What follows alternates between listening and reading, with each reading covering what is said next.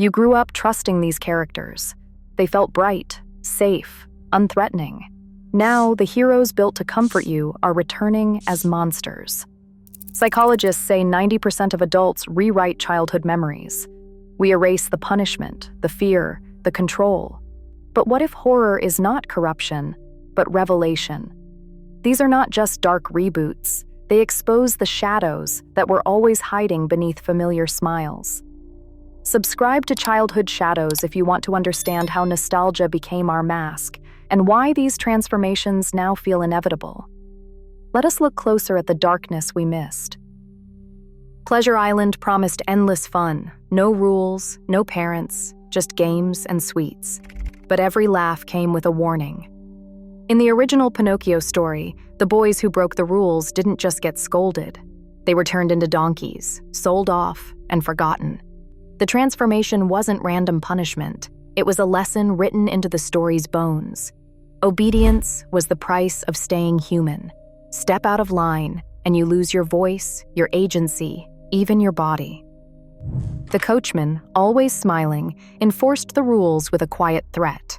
This wasn't just a fairy tale about adventure. It was a blueprint for control, wrapped in bright colors and circus music. What seemed like harmless mischief hid a system built on fear and consequence. Horror doesn't add darkness to these stories.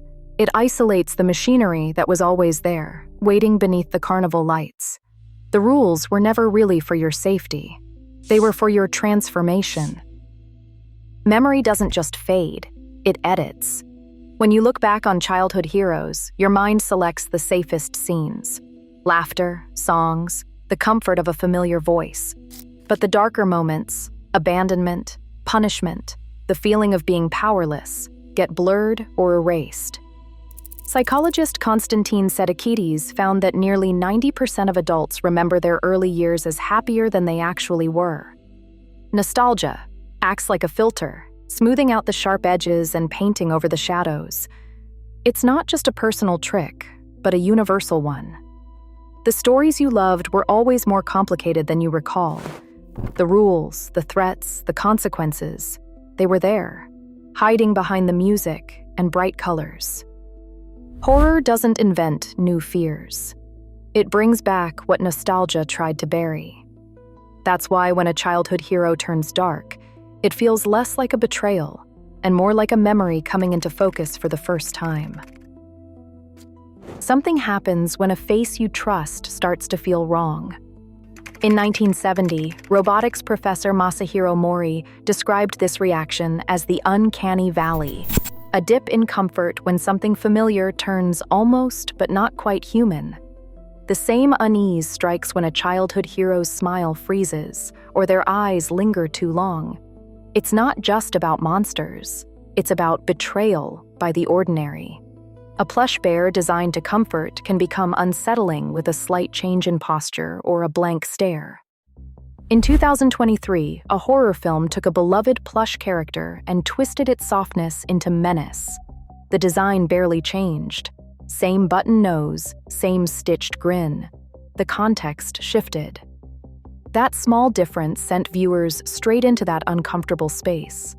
The fear isn't about gore or jump scares. It's about recognizing something you once loved and feeling for the first time that it might be watching you back. Familiarity, once a shield, becomes the source of dread. The Joker was never just a clown with a punchline.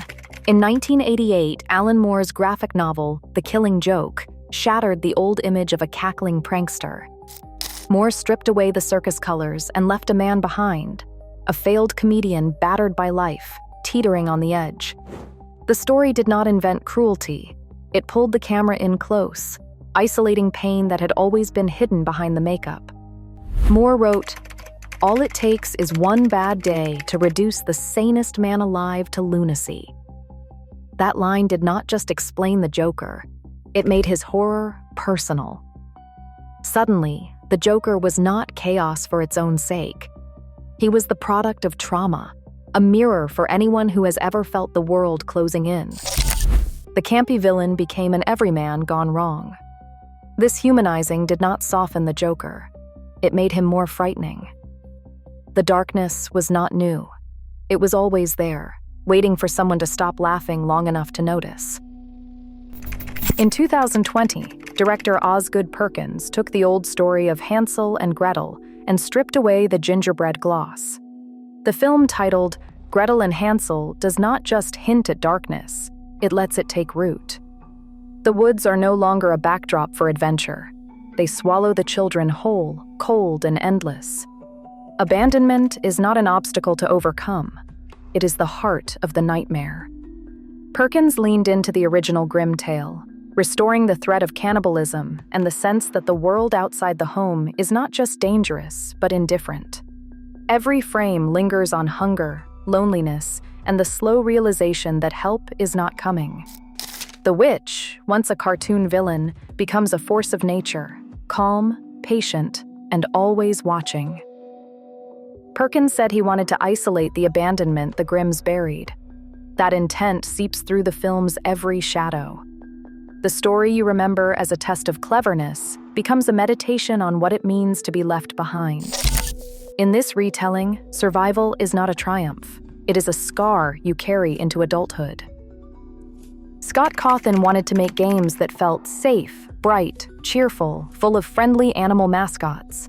But in 2013, a wave of online reviews called his characters disturbing, even nightmare fuel. Instead of fighting the criticism, Cawthon leaned in.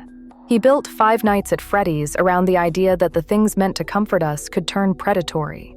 The game drops you in a kid's pizza parlor after hours, surrounded by animatronics with frozen grins and hollow eyes. They move when you are not looking. They watch from the dark. What started as an indie experiment became a global phenomenon. The 2023 film adaptation, written by Cawthon himself, pulled in nearly $300 million worldwide. The appeal was not just nostalgia. It was the thrill of seeing trust weaponized. Chuck E. Cheese and Freddy Fazbear once sold birthday parties and cheap pizza. Now their legacy is fear. Cawthon's pivot proved that the uncanny is not a glitch. It is a business model. The more familiar the mascot, the easier it is to turn comfort into dread. Trust. In the institutions that shaped childhood has collapsed.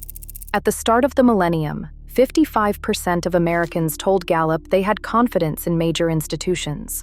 By 2023, that number had fallen to just 26%. This is not just about politics or the news. It is a shift that touches everything, from schools to brands to the faces you once saw on cereal boxes. When the structures that promised safety start to feel hollow, the heroes they created lose their shine too. The fear is not just personal anymore, it is collective.